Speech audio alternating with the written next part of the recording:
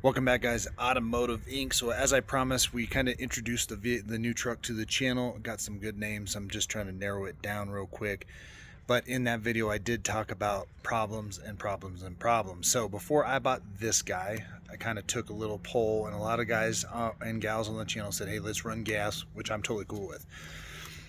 And I thought about getting a 1-ton 6.6 L8T with the Allison again in a 1-ton version, but really that truck did phenomenal last summer.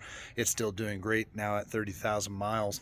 Really has nothing else to prove, so I wanted to bring another Godzilla because guys are still experiencing the lifter failure and other issues.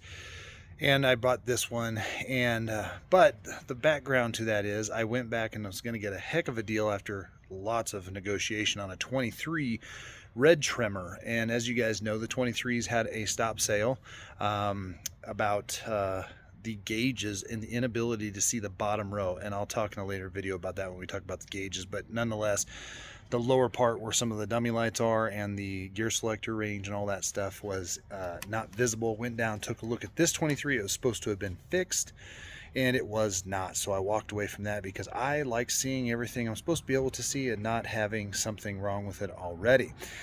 In addition, if you watch the other video, I'll put a link below to that one. On that 24 gray Tremor, went down basically ready to sign on the dotted line, took it on a test drive, and it had two different headlights in it. One I think was for a Platinum, and the other one was for the Tremor Lariat. And then so they couldn't sell that one because of the safety issue. Obviously I didn't want a truck with problems, so I passed on that one. And they said the part was on national back order, didn't know when it could be fixed. They inevitably did get that one fixed about 2 weeks later, which was they thought was pretty good considering, but I didn't want a truck that had to be torn apart. So fast forward, then they decided to offer me this one in this pretty cool gray, take it or leave it, I guess. I wasn't a fan initially, but I went to pick it up and went on a test drive, and it had an initial issue. So on these trucks, they have what's called passive entry. Walk up, touch the back of the handle, it unlocks, push this button to lock it, and that feature was not working. So I went to him before I even signed on the line and said, hey, this one's got electrical issues. Well, they could not figure it out, and by the time they kept fiddle farting with it, reprogramming and doing this and updating, they found out that it was a safety issue because now it was not locking at all. So left the truck there. They decided they would try and figure it out, but they didn't know the time frame of figuring that thing out. Come to find out, and all vehicles are going to be similar to this, is they end up having to call back and talk to the engineers, and the engineers basically said that when these trucks sit at the finish lot at Ford and get ready to be shipped, and then they get shipped on trucks and rail and all that crap, a lot of times the batteries go down in voltage, and what happens is when they start losing their amperage, they the truck is smart enough to start shutting down non-essential features. Now you might be thinking, well, getting the truck unlocked is essential, right? Well, it unlocked with the key fob, and it unlocks with the key. There is a keyhole right there, so it is a possibility that it could still be unlocked. But what the truck does is it shuts down, trying to save that, so at least at all failure it can be started. So they had to replace the battery.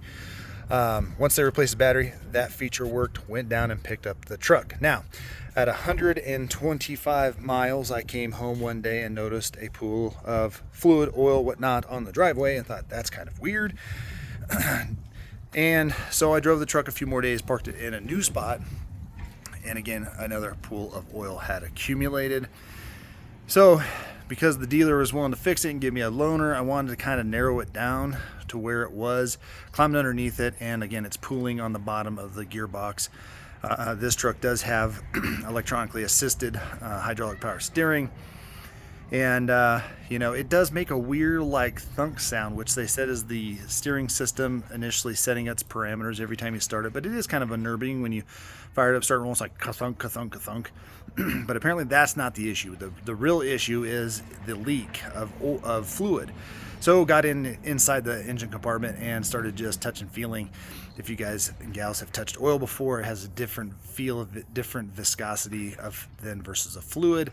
Hydraulic fluid, brake fluid, etc. has all different kind of viscosities. You can kind of feel, you can smell, you can taste if you like. But Did some research, and it's coming from, so down in here you can see these two white tags. That lower tag is basically a power steering return line, and basically once the system pressurizes and you turn the wheel, it's leaking from somewhere because it's saturating that, and then the lowest point is right above the gearbox. It then runs down to the bottom of the gearbox way down there, and that's where it was dripping from. So again, once I felt the fluid, I could tell it was definitely probably power steering fluid, hydraulic fluid, or brake fluid.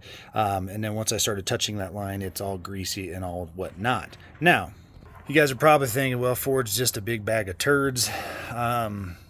I still don't think so. It sucks because I literally looked at probably 10 Chevys, not a single problem. Not saying they won't develop problems, but my experience in the last few years was the Chevy did just fine. The Ram started leaking just after I got it. The other Ford blew up at 6,000 miles. And so now this vehicle's got to go back to the dealer. Hopefully this is a part that they can wham bam thank you ma'am put on there. Of course it's under warranty, but it's an inconvenience, and the concern would be is to continue to drive it a ton with it leaking and having it grease up the whole engine compartment. So now that I've narrowed down the actual location of the leak, I'm going to call and make an appointment and get this in. Again, the problem is Ford already has a lot of quality issues, and you can look at the people that are putting it together. Is it the workers' fault? Not necessarily either, because a lot of these parts are actually made out of the house themselves for Ford by somebody else. That's why I think they're having the DLAM issue on the older engines, is because Ford doesn't make all their parts, but they do get assembled at the plant. And I got a bum hose of some kind, of a bum return line or something like that, or a bad fitting. I don't know. We'll find that out at a later time, a later video. So again, two problems under 200 miles. And we'll get this fixed, and I'll report back later. I will put a link again in this video, guys, to the gray one, so you can see how that thing was assembled, because I know some guys are like, man, how could you have such bad luck? These are two trucks at the same dealership, and the red one was at a sister dealership. And it's just kind of crazy. The Chevys were at all kinds of different dealerships, and so you can take that for what it is. But again, I'm excited about the truck, guys.